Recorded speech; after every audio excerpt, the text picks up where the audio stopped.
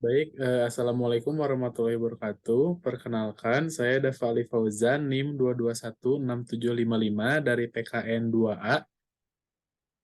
Dan saya Yohana Oktaviani Lafan dengan NIM 2216798 dari kelas PKN 2B.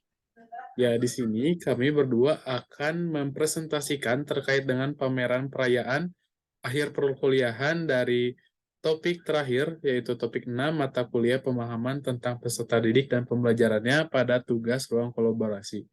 Nah, langsung saja kita akan mempresentasikan pameran perayaan akhir perkuliahan di SMP Negeri 1 Cimahi.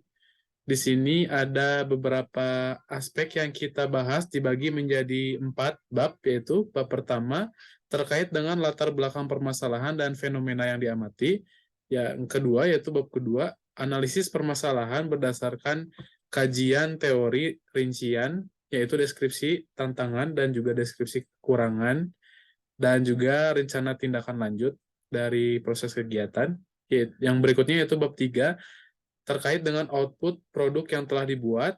Rinciannya yaitu jurnal refleksi, modul ajar, aktivitas PPL, praktik baik yang direkomendasikan, dan juga yang terakhir yaitu desain assessment. Dan bab terakhir yaitu bab 4 terkait dengan simpulan dan ditambah dengan daftar pustaka serta juga lampiran.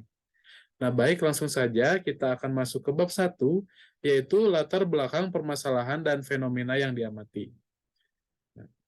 Dalam latar belakang permasalahan, kami temukan terkait dengan akumulasi dari beberapa kelas yang kita ampu, yaitu kelas 7A, 7B, 9A, 9D, dan 9F di SMP Negeri 1 Cimahi. Nah, temuan pertama yaitu terjadi kesetimpangan antara kapasitas kelas, yaitu jumlah peserta didik di hampir semua kelas, yaitu 40 peserta didik, yang hal ini merupakan suatu kelebihan, sedangkan di Jawa Barat sendiri, standar untuk SMP yaitu maksimal 32 peserta didik. Lalu temuan kedua yaitu siswa kelas 7 secara psikis masih membawa kebiasaan saat SD, sehingga agak sulit untuk diatur, apalagi jika suasana sudah terlalu berisik dan sulit untuk dikendalikan. Sementara untuk siswa kelas 9, itu lebih mencari jati dirinya, sehingga mereka terlalu kurang fokus terhadap mata pelajaran PKN saat pembelajaran di kelas. Temuan ketiga yaitu beberapa peserta didik yang dominan sering bersikeras mengungkapkan pemikirannya dalam berpendapat dan memiliki ego yang tinggi ketika mengungkapkan pendapatnya, sedangkan yang tidak aktif mereka cenderung memiliki kesulitan dalam belajar. Nah, teknik yang digunakan yaitu teknik empathize, yaitu knowing every particular object melalui wawancara, observasi, dan juga dokumentasi. Nah, masalah yang timbul di sini ada 5, yaitu yang pertama terjadi kesetimpangan hasil evaluasi pembelajaran berdasarkan hasil asesmen formatif. Lalu juga beberapa peserta didik yang aktif mendominasi diskusi di kelas, siswa yang pasif justru sebaliknya mengalami kesulitan belajar. Yang keempat yaitu siswa yang pasif nampak memiliki motivasi belajar PKN yang rendah. Dan yang terakhir, karena mata pembelajaran PPKN untuk beberapa subbab materi masih cukup abstrak, khususnya untuk kelas 7, beberapa momen ketika diskusi, itu mereka cenderung berdiskusi di luar ranah konteks PKN, contohnya membahas tentang agama, seperti itu. Lalu di sini ada point of view permasalahan. Yang pertama, pengelolaan kelas yang kurang baik akan menciptakan kesenjangan hasil asesmen pada kelas 7, tidak hanya kelas 7B saja, tapi ada 7A juga. Dan kelas 9-nya juga. Lalu pengelolaan yang kelas kurang baik ini salah satunya disebabkan oleh karakter peserta didik itu sendiri. Dan yang kedua yaitu karakteristik yang siswa yang aktif memiliki hasil asesmen formatif dengan pengetahuan yang baik, namun sebaliknya jika yang kurang ini, yang pasif, mereka memiliki kesulitan belajar. Nah, tadi siswa yang aktif ini secara kognitif sangat tinggi, tapi sebaliknya secara afektif itu rendah dibandingkan dengan siswa lainnya. Dan hal ini nampak kurang baik karena peserta didik tersebut memperlihatkan sifat egois dan keras kepala. Nah, di sini saya akan melanjutkan terkait pembahasan, yaitu bab 2, analisis permasalahan berdasarkan kajian teori, berkaitan dengan isi deskripsi, tantangan, kekurangan, dan juga rencana tindak lanjut Nah, di sini ada teori analisis permasalahan. Yang pertama, yaitu pentingnya identifikasi karakteristik peserta didik dalam pembelajarannya berdasarkan landasan yuridis dan teoretik. Nah, menurut Peraturan Pemerintah Nomor 19 tahun 2005 tentang Standar Nasional Pendidikan, bahwa pengembangan pembelajaran dilakukan dengan memperhatikan tuntutan, bakat, minat, dan kebutuhan, serta kepentingan peserta didik. Nah, secara teoretik, peserta didik berbeda dalam hal yang meliputi perbedaan fitrah individual, di samping perbedaan latar belakang, keluarga, sosial, budaya, ekonomi, dan juga lingkungan. Yang berikutnya yaitu teori analisis permasalahan menggunakan teori belajar konstruktivisme Vygotsky. Salah satu konsep dasar pendekatan konstruktivisme dalam belajar adanya interaksi sosial individu dengan lingkungannya. Nah, menurut Vygotsky, belajar adalah sebuah proses yang melibatkan dua elemen penting. Pertama yaitu secara biologis dalam proses dasar, dan yang kedua itu secara psikososial sebagai proses yang lebih tinggi dan esensi yang berkaitan dengan lingkungan sosial budaya. Lalu juga teori terkait dengan ide dasar lain dari teori belajar Vygotsky adalah scaffolding. Scaffolding adalah memberikan dukungan dan bantuan kepada peserta didik yang berada pada masa awal pembelajaran. Kemudian, sedikit demi sedikit mengurangi dukungannya atau bantuan untuk membiasakan peserta didik tersebut untuk memecahkan masalahnya secara mandiri. Nah, untuk mengidentifikasi tantangan, ada 5 langkah. Yang pertama, analisis data. Yang tadi kita sudah menjelaskan bahwa adanya kelebihan dalam satu kelas, jumlah peserta didik, adanya kesetimpangan hasil asesmen terkait dengan siswa yang aktif dan pasif. Lalu secara psikis, siswa SMP ini juga cukup unik dari karakteristiknya terkait dengan respon ketika mereka belajar. Lalu yang langkah kedua itu menyimpulkan wawasan yang mendalam. Yang pertama, terjadinya kesetimpangan hasil belajar PPKN, peserta didik yang pasif terabaikan, yang memiliki masalah motivasi dalam belajar, yaitu kesulitan belajar.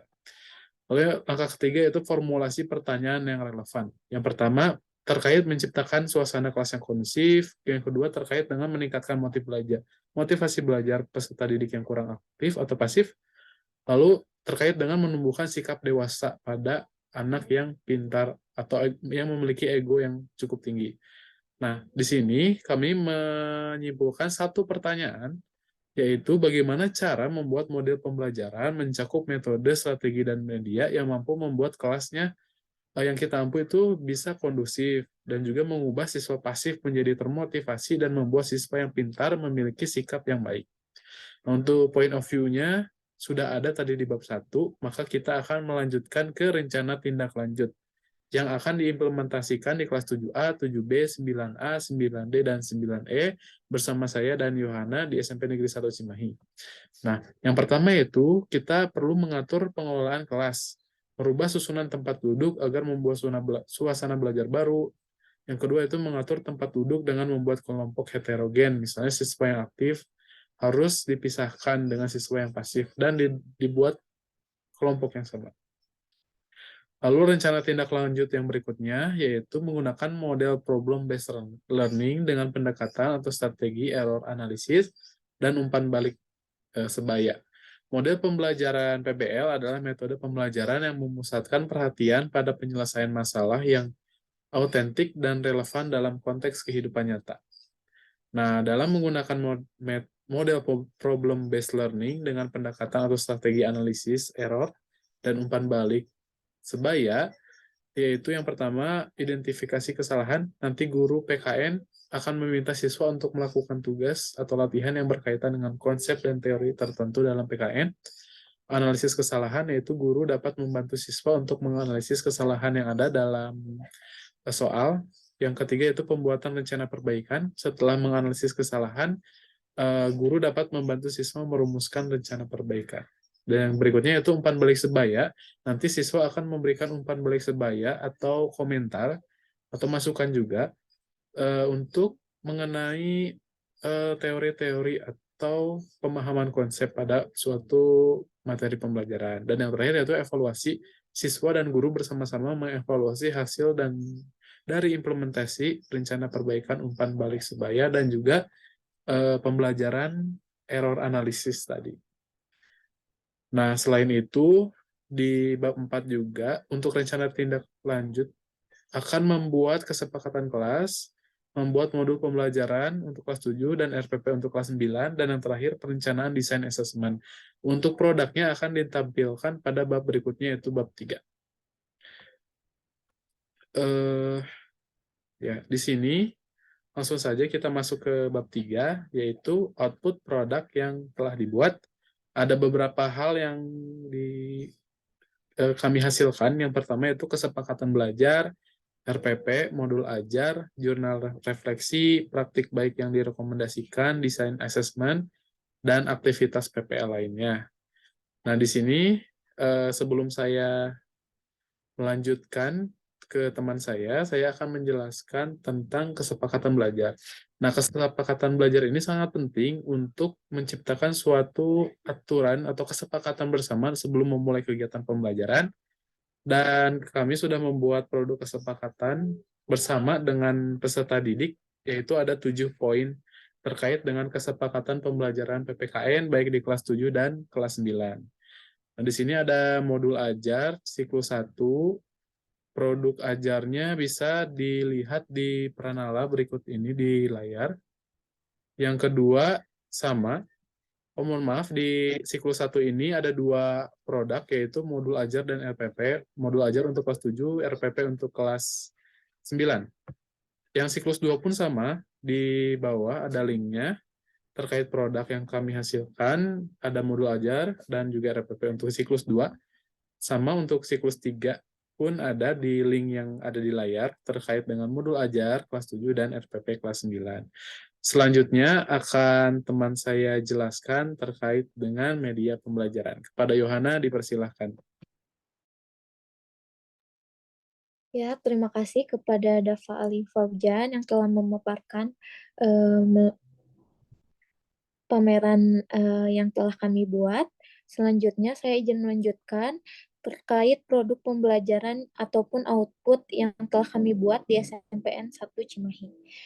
Selanjutnya itu ada media pembelajaran. Nah, media pembelajaran yang kami buat itu antara lain ada PowerPoint untuk bahan ajar kepada peserta didik, baik di kelas 7 dan juga kelas 9. Kemudian juga ada media pembelajaran melalui ular tangga, media pembelajaran melalui teka-teki silang, media pembelajaran melalui engklek, engklek quiz, dan masih banyak lagi. Selain itu juga media pembelajaran yang dibuat dapat diakses melalui Pranala yang terdapat pada layar, baik juga diakses dalam Blogspot selanjutnya. Nah, kemudian output yang selanjutnya itu yaitu ada terkait tentang video pameran tentang kegiatan pembelajaran ataupun pelaksanaan pembelajaran dan asesmen yang telah kami lakukan di SMPN 1 Kota Cimahi. Untuk Saudara Dafali Paujan, Pranala kumpulan video selama proses kegiatan belajar mengajar dapat diakses melalui Pranala yang tersedia. Selanjutnya, untuk saya sendiri juga sama terkait pelaksanaan pembelajaran dan asesmen yang telah dilaksanakan terdapat dalam Pranala Google Drive yang telah tersedia mulai dari siklus 1 hingga siklus ketiga. Nah, adapun untuk publikasi pameran yang telah kami buat juga kami unggah dalam website, jurnal, dan juga e-book yang bisa diakses dalam link yang telah disediakan. Nah, selanjutnya ada refleksi terkait pelaksanaan pembelajaran yang telah kami laksanakan di SMPN 1 Kota Cimahi. Yang pertama itu ada FAQ atau peristiwa. Jadi kegiatan praktik terbimbing PPL ke-1 yang telah kami laksanakan, alhamdulillah sudah berjalan dengan lancar. Sintak dari mode pembelajaran, problem based learning, semuanya terlaksana dengan baik. sebagaimana yang telah direncanakan. Yang kedua, peserta didik mengikuti pembelajaran mulai dari kegiatan awal, kegiatan inti, hingga kegiatan penutup atau kegiatan akhir. Selanjutnya, kegiatan awal dengan biasanya kami lakukan dengan menyanyikan lagu yang berkaitan dengan materi yang akan dibahas untuk mengasah kemampuan awal siswa dalam kesiapan belajar. Selanjutnya juga peserta didik berkolaborasi untuk mengerjakan lembar kerja peserta didik dengan senang dan pembelajaran secara berkelompok. Kemudian juga hasil dari pelaksanaan pembelajaran itu peserta didik mulai percaya diri pada saat presentasi terlihat pada saat proses diskusi dan juga hasil kerja. Yang terakhir, semua peserta didik mengerjakan LKPD karena memiliki job desk masing-masing yang telah dituliskan dalam kertas penugasan. Selanjutnya, refleksi yang kedua itu ada feeling atau perasaan. Nah, perasaan yang kami rasakan selama praktik PPL 1 ini tentunya sangat bersemangat dan juga sangat bersyukur karena kami bisa menyajikan pembelajaran yang baik dan menyenangkan bagi peserta didik, juga berpusat kepada peserta didik, sesuai dengan masing-masing gaya belajar dari peserta didik.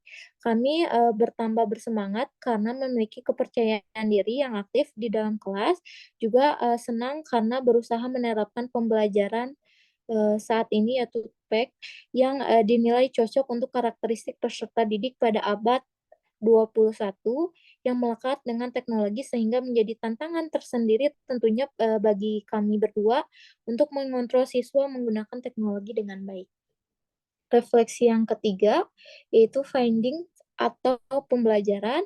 Dalam pembelajaran di sini yang kami dapatkan selama PPL ini yaitu guru itu harus memiliki berbagai keterampilan yang dapat mendorong peserta didik agar dapat aktif dan juga interaktif di dalam kelas, salah satunya dengan memberikan reward atau penghargaan baik itu berupa pujian dengan mencatat anak-anak yang aktif di dalam kelas, baik diskusi maupun juga tanya jawab. Kemudian juga guru harus memiliki strategi yang pintar dalam mengambil hati para peserta didik agar peserta didik itu memiliki motivasi yang tinggi dalam belajar dan pendidikan yang saat ini berorientasi pada tahap kebutuhan yang sesuai dengan minat dan juga bakat serta potensi dari masing-masing peserta didik.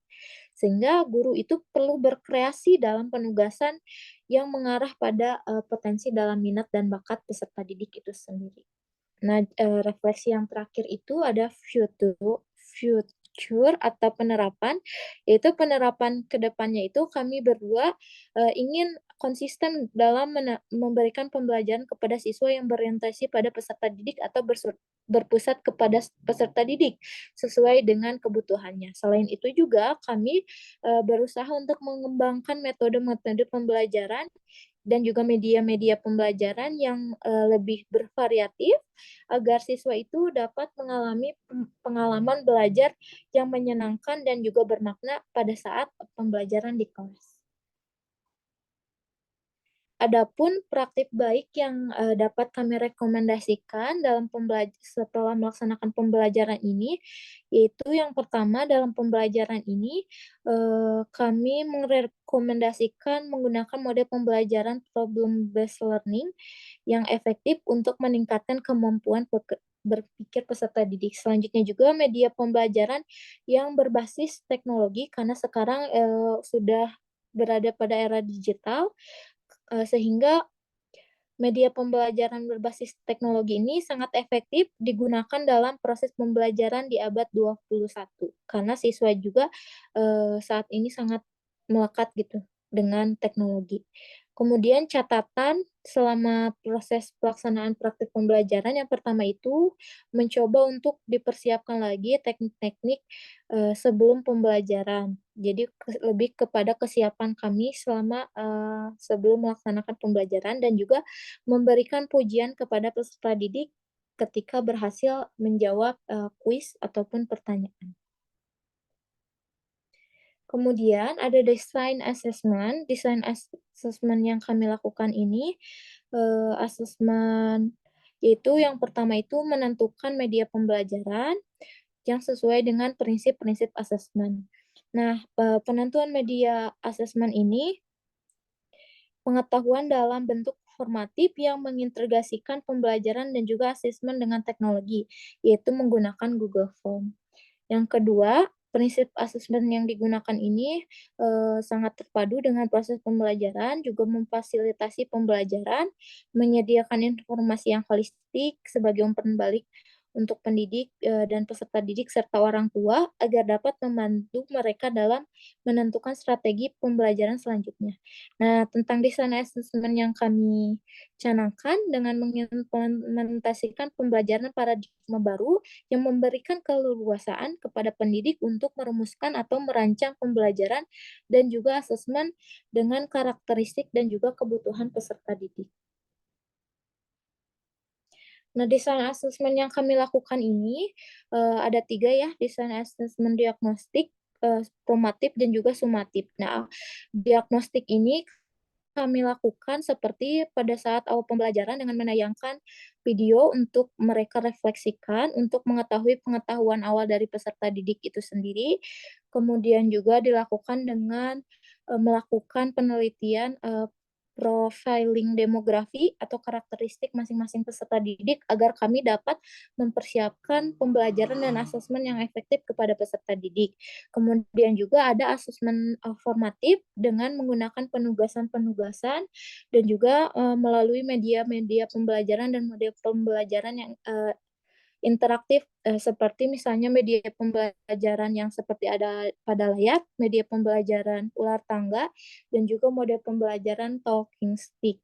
Nah, kemudian asesmen formatif ini juga dilakukan dengan pembelian ulangan harian kepada peserta didik pada Google Form. Nah, desain asesmen kelas 7 juga bisa dilihat pada layar. Selanjutnya, desain asesmen kepada kelas 9 juga sama ya, ada asesmen diagnostik, asesmen sumatif, dan juga formatif.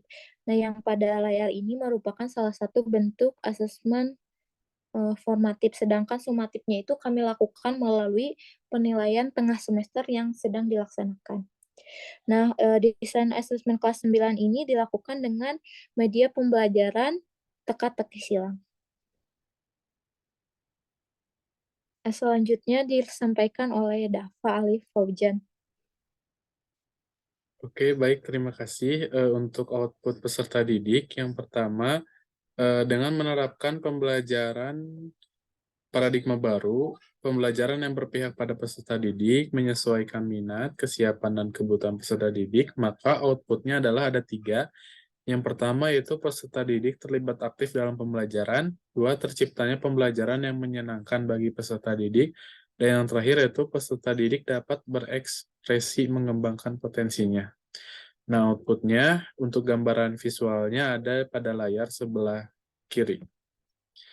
Lalu, selain kegiatan pembelajaran dalam kelas, kita juga melaksanakan kegiatan lainnya yang disebut aktivitas PPL. Di sini kami terdapat beberapa dokumentasi seperti sambutan ketika kita eh, masuk ke aktivitas PPL seperti penyambutan dari sekolah, lalu juga pembiasaan seperti sholat duha, ada juga public speaking, literasi, dan juga kegiatan lain seperti pelatihan calon guru penggerak, lalu KBM seperti biasa ada dokumentasinya. Selain itu juga ada pembiasaan menyanyikan lagu nasional dan juga selebihnya dapat dilihat pada layar.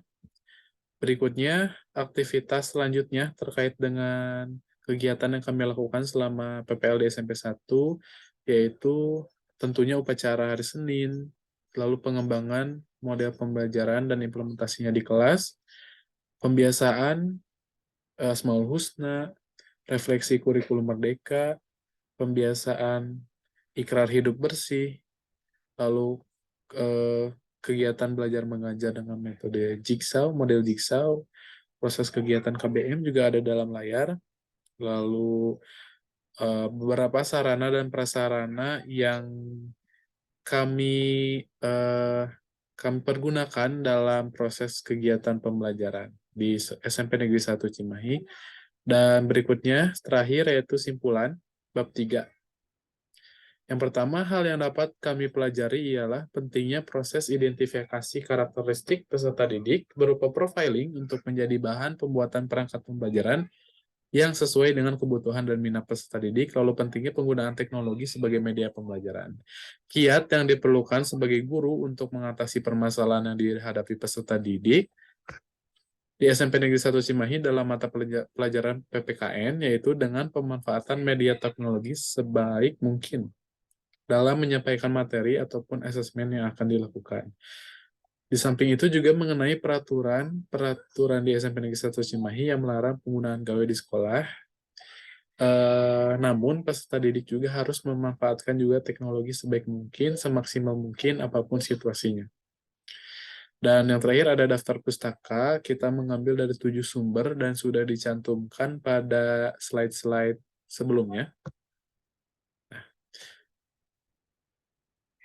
Cukup sekian presentasi dari kami terkait dengan tugas topik 6, ruang kolaborasi tentang pameran perayaan akhir perkuliahan, mata kuliah pemahaman tentang peserta didik dan pembelajarannya di SMP Negeri 1 Cimahi. Saya Dava Ali Fauzan dari PKN 2A dan teman saya. Yohana Oktaviani Lavan dari PKN 2B. Ya, pamit undur diri. Terima kasih atas kesempatannya dan sudah menonton video kami. Terima kasih. Mohon maaf bila ada kesalahan. Kurang lebihnya mohon maaf. Terima kasih. Wassalamualaikum warahmatullahi Waalaikumsalam wabarakatuh. warahmatullahi wabarakatuh.